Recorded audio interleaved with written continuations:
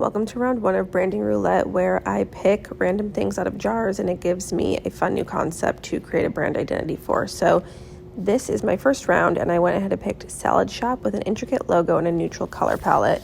The first thing that I always do is hop onto Pinterest and just get a little bit of inspiration. So I found some other brands that I like that were related to food, salad, organic, natural looking things, and screenshot those and went ahead and put them into Illustrator to start building out my mood board. So you see me place those here.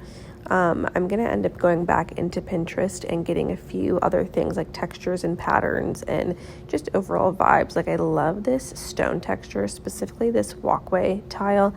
You'll see me use that a little bit later in the video to create a pattern. I just think that it looks really cool and rustic. Of course, I had to grab some salads to bring into my mood board because this is a salad shop after all. After I did that, I went on to this article that had different types of lettuce names because I needed to find a name for the business. This is just me making it up, so I gotta be quick, gotta make it easy. I ended up going with Frisée. I thought that that was pretty cool and seemed chic. Then I grabbed some Frisée lettuce to also add to my mood board because it is the star of the show. Here's how she's looking.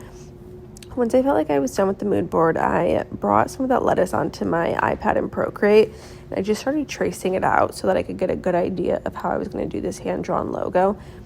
I don't always trace things out, but when it's a little bit more intricate, I will start with a few things here and there and then make it my own as I continue to go. So you see me draw a few twigs, and then I kind of go in and add space fillers as I see fit.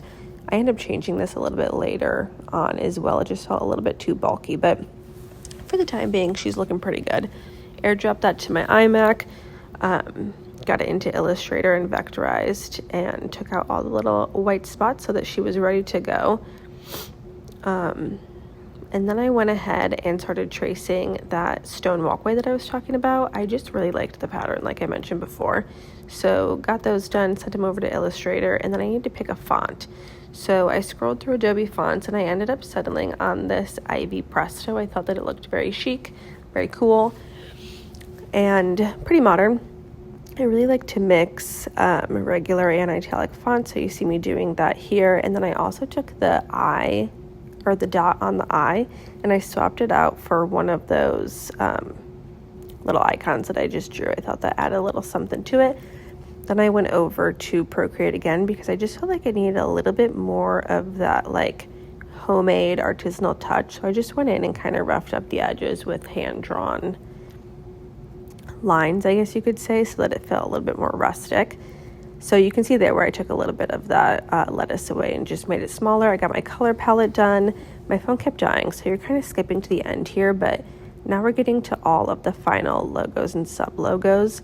So this one's really cool because you'll see around the circle you also have that pattern there, and then this is a big version of the pattern that you'll see in a moment on some packaging.